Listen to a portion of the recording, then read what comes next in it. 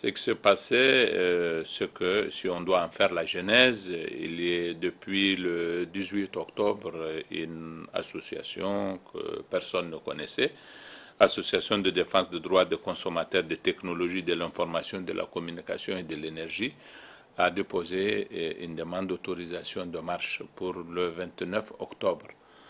Euh, Compte tenu des informations en possession du président de la délégation spéciale de la ville de Niamey relativement aux intentions d'un certain nombre de personnes projetées pour le 29 octobre, qui visaient notamment à brûler l'Assemblée nationale. Celui-ci a suggéré que la marche se tienne à partir du terrain musulman jusqu'à la place Toumo et que le meeting projeté ait lieu plutôt à la place Toumo. Aussitôt qu'il a notifié cela aux responsables de cette association, le lendemain, ils ont retourné une autre lettre pour dire qu'ils maintiennent leur marche conformément à l'itinéraire qu'ils avaient envisagé au départ, ce qui est pour le moins curieux. Puis, dans l'après-midi du 27, une réunion s'est tenue d'un certain nombre de responsables des associations qui se réclament de la société civile et ont décidé que l'obtempérerait à la suggestion du maire et qu'un meeting tout simplement aura lieu à la place du mot plutôt qu'une marche et un meeting.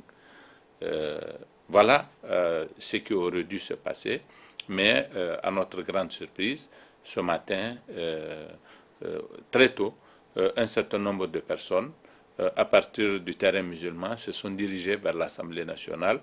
Le meeting n'avait pas pu démarrer parce que tout simplement un certain nombre de personnes là également ont décidé de faire la marche et se sont dirigées vers le rond-point 6e. C'est comme ça que les échauffourées ont débuté et ces émeutes dont vous avez parlé, parce que peut-être que le terme n'est-il même pas très fort.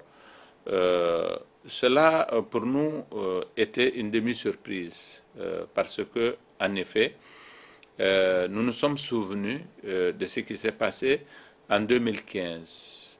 Vous vous souvenez, suite à l'attentat qu'il y avait eu le 6 ou 5 janvier 2015 à Paris contre le journal Charlie Hebdo, le président Hollande avait convié les dirigeants du monde à une grande manifestation à Paris. Elle avait eu lieu le 11 janvier. Et le même jour, les réseaux sociaux du Niger se sont emballés sur le thème que le président Issoufou est un apostat et qu'il fallait qu'il ne revienne même plus au pays. Et vous vous souvenez de ce qui s'est passé 4 jours seulement après, où un parti politique, en l'occurrence le Modern Falumana, avait provoqué ces émeutes qui avaient causé peut-être sur l'ensemble du pays une quinzaine de morts, avec tous les dégâts et physiques et en termes d'image pour notre pays. Je voudrais dire qu'en 2015, c'était plusieurs dizaines de chefs d'État musulmans qui avaient assisté à cette marche, dont un descendant du prophète Mohammed sallallahu alayhi wa sallam, qui est le roi Abdallah de Jordanie. Dans aucun de ces pays musulmans, il n'y avait eu des émeutes, sinon au Niger, simplement parce qu'un parti politique avait un agenda et il fallait qu'il le déroule en faisant de l'amalgame, en instrumentalisant ces questions religieuses. Mais je voudrais également vous dire que sur les 200 pauvres bonhommes qui avaient été arrêtés en flagrant délit, il n'y avait personne qui avait le profil de quelqu'un qui appartient à une association islamique. C'est tous de badauds et qui ont été mobilisés pour la circonstance, qui avaient été drogués et qui croupissent aujourd'hui encore en prison. Là, nous sommes en train d'assister au même phénomène avec la loi de finances. À peine avait-elle été diffusée qu'un certain nombre de personnes, peut-être même de cadres des services des impôts, ont pu se rendre compte qu'il y a eu une modification du Code général des impôts dans une de ces dispositions relatives au droit de succession après décès. cette disposition, elle existe dans tous les codes des impôts des pays musulmans, sans exception. Et elle ne concerne pas, comme ils le disent, la part des orphelins dont veut s'approprier l'État, mais elle ne concerne que les personnes qui ont des avoirs importants dans le cadre d'activités économiques formelles. Et lorsque une personne qui détient des avoirs importants de ce genre décède, on procède au partage de son héritage. Et sur la part nette du revenu des ayants droit, un certain pourcentage est prélevé dans le cadre de ce qu'on appelle le droit de mutation. C'est une opération qui se passe uniquement pour les personnes de ce genre-là. Eux, ils le savent, ceux qui ont inondé les réseaux sociaux et ont abusé de la crédulité d'un certain nombre de musulmans qui les ont poussés même à la faute, qui sont en train d'expier malheureusement, sans qu'ils sachent comment ils se sont laissés instrumentaliser. Et je voudrais dire à nos compatriotes que ça fait 6 ans que nous sommes au pouvoir, que ce texte du Code général des impôts existe, que cette disposition existe. Qui a-t-on jamais vu aller chercher de l'argent dans les biens dont héritent les pauvres enfants du Niger, de leurs parents eux-mêmes déjà déshérités?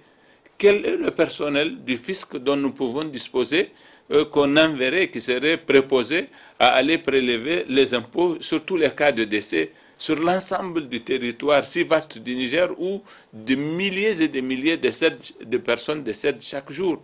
Je voudrais leur dire que jamais ce n'est ça l'objet de ce texte-là, ni tel qu'il a prévalu jusqu'à présent, ni tel qu'il va prévaloir désormais, après que nous avons réduit les ratios. Avant, pour ces personnes les plus riches, sur lesquelles, en général, cet impôt va être prélevé, ces personnes-là donnaient 7% des avoirs nets des ayants droit. Après que le partage a été fait, dans la nouvelle disposition du Code des impôts, ça revient à 4%. C'est ça l'opération que nous avons faite. L'autre opération que nous avons fait directement, et que nous revendiquons parce que le ministre des Finances l'a déjà dit, c'est que désormais, il est prévu que quand quelqu'un décède, toutes les dettes à sa charge seront prélevées dans les biens qu'il laisse, surtout vis-à-vis du fisc. Jusqu'à présent, ce n'était pas prévu, c'est une grosse lacune, celle-là, on l'a complété de la sorte. Voilà ces mesures-là. Mais eux, ainsi qu'à l'époque, vous vous souvenez qu'ils avaient abusé de Charlie, qu'ils avaient fait la ligne de leur bataille centrale, et ils ont pensé que le voyage du président Issoufou à Paris, pour certains d'entre eux, est devenu une faute rédhibitoire dont il ne se lèvera jamais, qu'il tenait le bon bout. De même, aujourd'hui, ils pensent qu'en faisant cet amalgame avec l'héritage par rapport à la loi des finances, le régime va forcément tomber parce que vous voyez, ils font des clins d'œil aux marabouts, aux associations islamiques, ils veulent les forcer à se mobiliser à leur côté pour leur apporter les renforts dont ils ont besoin, tout comme ils avaient mobilisé ces badauds-là de 2015 et qui sont aujourd'hui encore en prison. Je voudrais dire aux musulmans, je voudrais surtout dire à certains marabouts, j'ai reçu les associations islamiques. J'ai reçu un groupe le vendredi, j'en recevrai 4 autres le lundi et le mardi. Je leur explique ce que nous sommes en train de faire. Je suis dans un dialogue constant avec eux et je leur dis ne vous laissez pas instrumentaliser, ne vous laissez pas manipuler. Et je suis bien entendu, je suis dans un dialogue d'une très grande facture avec ces associations-là. Mais en même temps, j'ai dû à certains d'entre eux qui sont tentés par la politique et qui se laissent instrumentaliser et qui pensent en effet qu'ils peuvent être d'un certain secours pour l'Umana, ils jouent avec le feu et qu'ils doivent se garder de continuer comme ça.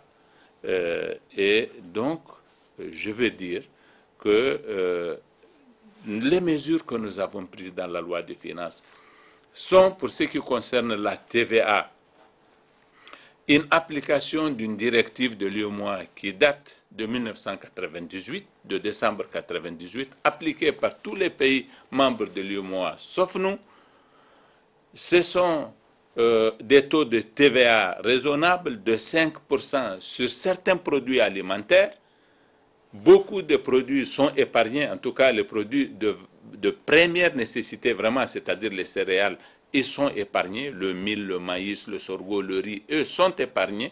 Les pâtes alimentaires sont taxées à 5%, mais le blé brut, lui, il n'est pas du tout taxé. Le lait en poudre n'est pas taxé. Les huiles de consommation sont taxées depuis longtemps. Le sucre est taxé depuis longtemps, à 5% seulement. Donc nous avons pris les taux les plus faibles. C'est une mesure nécessaire. Le ministre des Finances l'a expliqué de façon brillante. Je ne veux pas revenir sur ce qu'il a dit. C'est nécessaire parce que nous avons besoin d'améliorer nos recettes. Nous avons besoin d'améliorer notre économie. Nous avons besoin de faire des recettes qui nous permettent de nous passer d'une certaine assistance qui se raréfie de toute façon.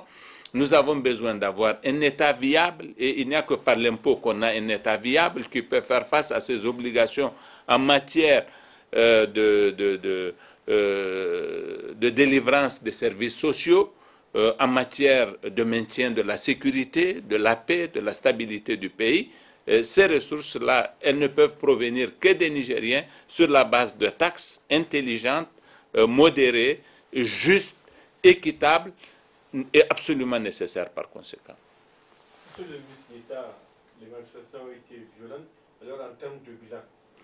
Le bilan, il est malheureusement lourd. Nous avons eu 23 policiers qui sont blessés, dont 4 graves, qui sont couchés à l'hôpital.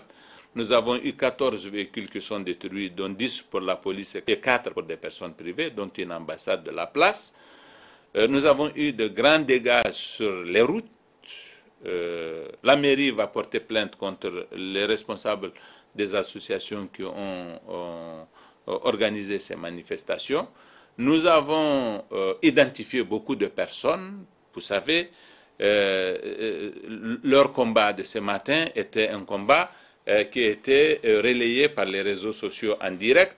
C'est ainsi qu'y ont pris part un certain nombre de personnes, l'une à New York, qui dit qu'elle s'appelle Lumana Unity New York, hein, c'est l'escadron certainement de Lumana de New York. Il y a les amis de Alitera qui ont appelé d'un peu partout au moment des événements et qui encourageaient leurs militants de Lumana à continuer ce combat et à ne pas battre en retraite. Il y a un certain Hassoumi Noma qui se réclame des guerriers 2016 de Lumana de Bruxelles.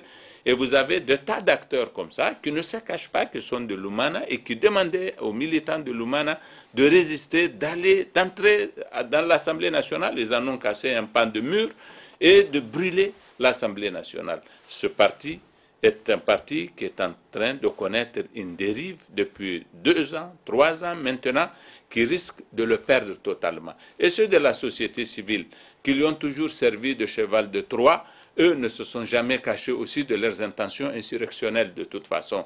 Vous avez d'autres acteurs de la société civile qui ont certainement aujourd'hui compris qu'on veut abuser d'eux et qu'on a abusé d'eux. Certains d'entre eux ont parlé, nous en avons pris note et c'est tant mieux pour eux qu'ils aient enfin les yeux ouverts. Il y a un agenda du parti Lumana qui instrumentalise la loi de finances et en cela veut mettre à contribution ce qu'il appelle la société civile d'une part, mais surtout les islamistes ou les musulmans ou les marabouts, je ne sais comment il faut les appeler, à partir de l'amalgame que j'ai indiqué tout à l'heure. Je voudrais dire à tous qui ont eu des responsabilités dans les événements de ce matin, à un titre ou à un autre, soit parce qu'ils ont demandé une autorisation d'une marche qui leur a été concédée, que nous nous sommes bien entendus sur ce qu'ils avaient à faire, mais qui ont donné l'occasion à tous les dégâts, qu'ils répondront de leurs responsabilités là. Ils en répondront au plan civil. Il y a des personnes qui ont des responsabilités pénales et elles en répondront. Elles en répondront avec les moyens que nous mettrons pour les rechercher et où qu'elles aillent, pour les retrouver et pour les amener devant la justice. je voudrais leur dire que nous sommes un État de droit, régi par des règles très précises. Vous ne pouvez pas demander une autorisation de marche, qu'elle vous soit accordée, que vous ayez le loisir qu'ils ont pu avoir ce matin, de déverser tout ce qu'ils avaient à dire et de dire tout le mal qu'ils pensent de la loi des finances et des dirigeants du Niger sur la grande place de l'avenue de l'Organisation de l'Union africaine et le refuser et s'obstiner à vouloir aller à l'Assemblée nationale juste pour la brûler parce que dans leurs rêves, ils se sont toujours dit qu'au Burkina Faso, l'insurrection a été possible parce que l'Assemblée avait été brûlée. Et depuis les événements de 2014-2015 au Burkina Faso, le Lumana est en proie à cette tentation, la tentation du feu, la tentation de l'utilisation du feu comme moyen pour accéder au pouvoir, et la tentation de toujours instrumentaliser la religion et à exposer le pays aux risques qui peuvent s'en suivre. Je voudrais dire que force restera à la loi, nous serons impitoyables avec ceux qui ont fait cela. Actis, ou comment ça s'appelle, est une organisation que je vais dissoudre de demain. Et toutes les associations de défense, je ne sais pas moi, qui se réclament de la société civile, doivent savoir qu'on est régi par les règles exigeantes de l'état de droit.